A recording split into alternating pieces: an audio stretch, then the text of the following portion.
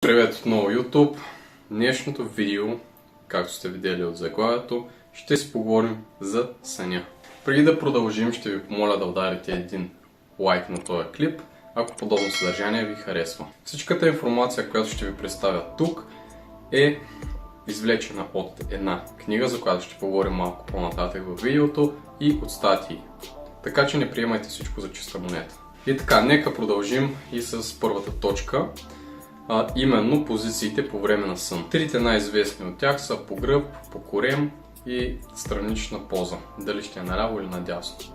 Ще започнем с гръб. Когато спим по гръб, съответно шията, гръбнака са в неутрална позиция и по този начин те могат да се възстановят по-добре. Не се притискат органите и се намаля кръвното налягане в гръдния кош. За да се научите да спите по гръб обаче, ще са ви необходими доста възглавници.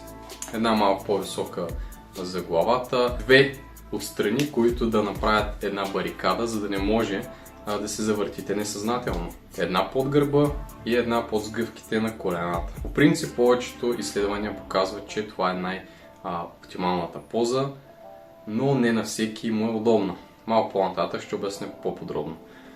Втората поза е по корем, като тя също има своите ползи, като една от тях е, че намаля хъркането, намаля киселините, ако имаме такива, и риска от задушаване е доста по-малък в сравнение с този, ако спим по гръб. Ако имаме, разбира се, някакви дихателни проблеми. И следващата поза е тази страничната, дали наляво или надясно, тя се води малко по-добра от това да спим по корем. Заключението от всички статии, които прочетох по темата, е, че е важно да спим в поза, която ни е най-комфортна. По този начин ще имаме и качествен сън. Температурата в стаята също е изключително важна. Тя трябва да е около 18-20 градуса.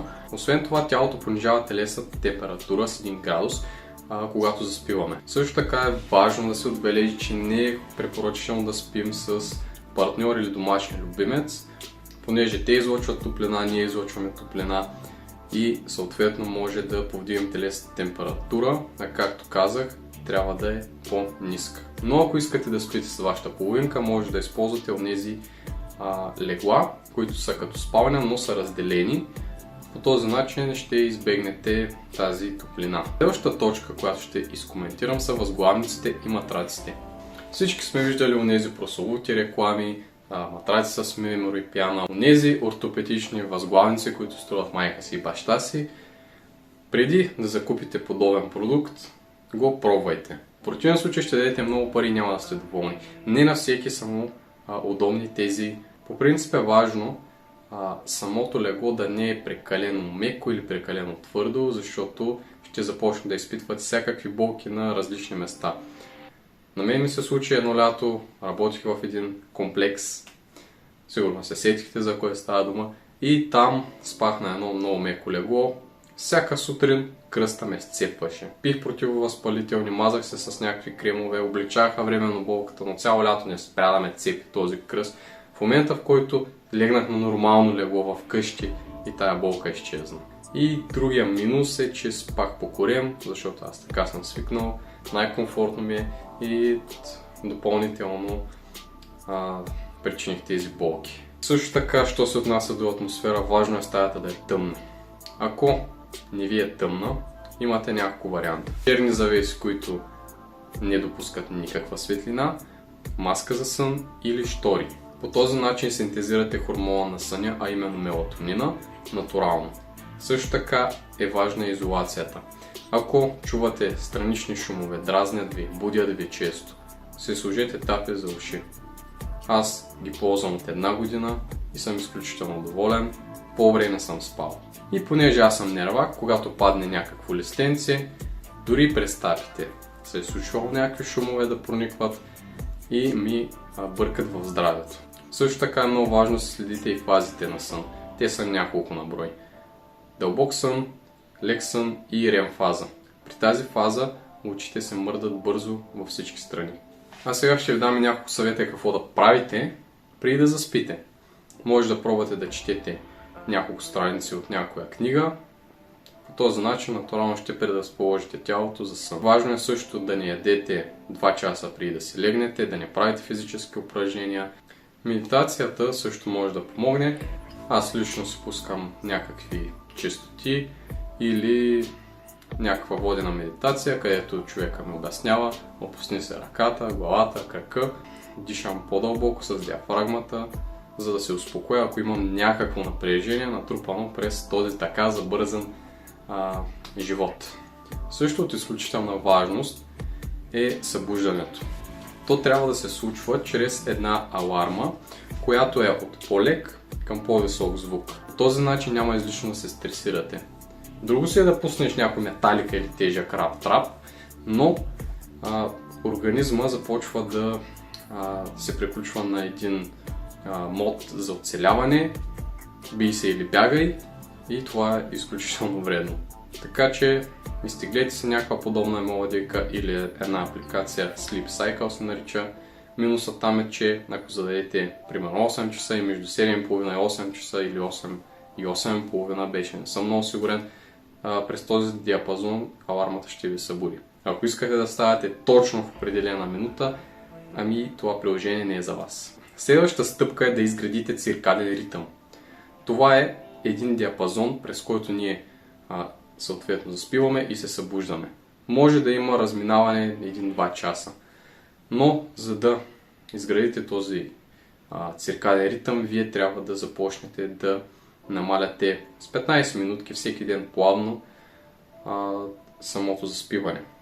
Много ще ви е трудно да го направите от раз, защото ако сте свикнали да лягате в 2 часа, легнете си в 11, ще се въртите 1-2 часа, докато заспите, трябва да станете по-рано и по този начин няма да имате оптимален сън и ще спите изключително по-малко, ще сте нервни, няма да сте продуктивни следващия ден и така нататък.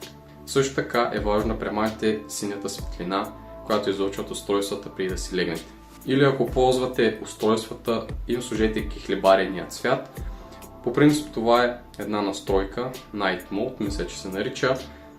Има я във всеки един съвременен компютър или смартфон. Съответно я включвайте, когато се стъмне. Също така може да използвате очила, които блокират синята светлина. Те са с една синьо-зелена леща, сега ще ви ги покажа. В случая може да видите как се отразява лампата. Тя е в бял цвят, а тук е зелена. В принцип са около 60-70 лева, толкова струваха тези лещи. Съответно с рамката ще ви излезе малко по-скъпо. Искам да поговорим и за оптималните дози сън на вечер. При всеки човек е различно, но между 6 и 10 часа е един диапазон, който може да спазваме. Има някои индивиди, които са може би под 1% от населението. В тази книга "Защо спим" е описано, че такива хора могат да се възстановяват на 4 часа, но са изключителна рядкост. Ако имате гъвкаво работно време, може да си позволите да дремете 20 минутки, ще се чувствате изключително бодри и продуктивни след една такава дрямка. Сега ще ви споделя няколко неща, които не трябва да правите преди да заспите. Преди да заспите също не е полезно да приемате опиати и стимуланти като алкохол и кофеин. Кофеина и алкохолът дехидратират. По този начин ще се будите често, за да уринирате през нощта. Другия минус е, че от кафето ще имате една енергизация, която трябва да се изразходва и няма да може да заспите. Също така бих искал да вметна какво представляват сънищата, но за това ще трябва отделно видео, затова ще опитам да съм кратък. Сънищата могат да бъдат други реалности, в които попадаме. Има хора, които предвиждат някакви събития. Също така съм чул, че не можеш да четеш на сън някакъв текст, не можеш да виждаш колко е часа, постоянно стрелката на часовника се въртяла и тем подобни. При мен не е така, аз преспокойно мога да виждам тези неща в моите сънища. За лица също съм чувал, че не сънуваш лица, не е така. Аз лично отново мога да видя съответното лице, което сънувам.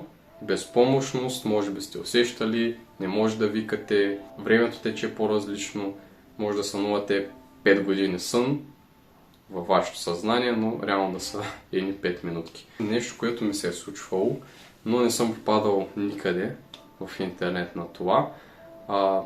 Това е едно рядко явление.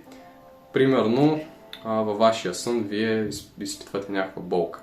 И когато се събудите, усещате на същото място тази болка.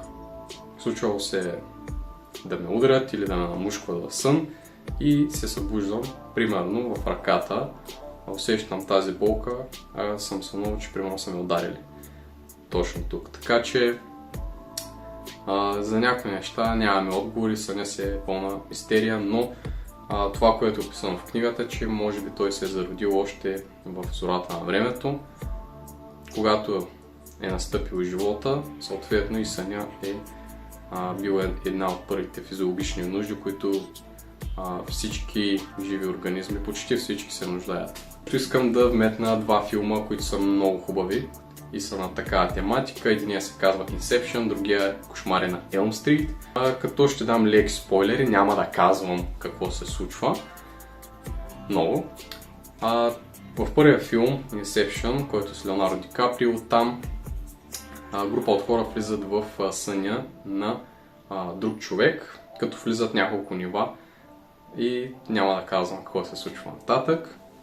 Другия филм, Фредди Крюгер, този така познат герой, влиза в сънищата на тинейджери и се опитва да ги убие, като те започват да изпитват нужда да спят, но се плашат от факта, че може да ги убие, поради тази причина се държат будни и няма да казвам какво се случва по-нататък. Отделете време на тия филми, ще ви харесат гарантирано. Също така ще изброя няколко факти набързо, но ще използвам пищол, защото са изключително много. От книгата Защо спим, също ако имате време, дали аудио, дали на физически носител, наистина тази книга съчетава един 20 годишен труд и трябва да обърнете специално внимание. Това е наистина една книга, която трябва да се изучава според мен и в училищата. Но да не се отплесваме от темата, почваме с фактите. Шофирането в състояние на сънливост причинява повече катастрофи, отколкото ако сте се наспали и употребите алкохол и наркотици.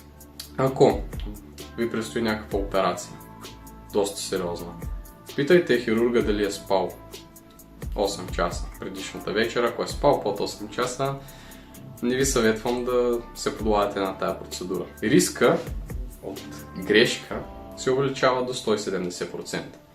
Съня не се компенсира.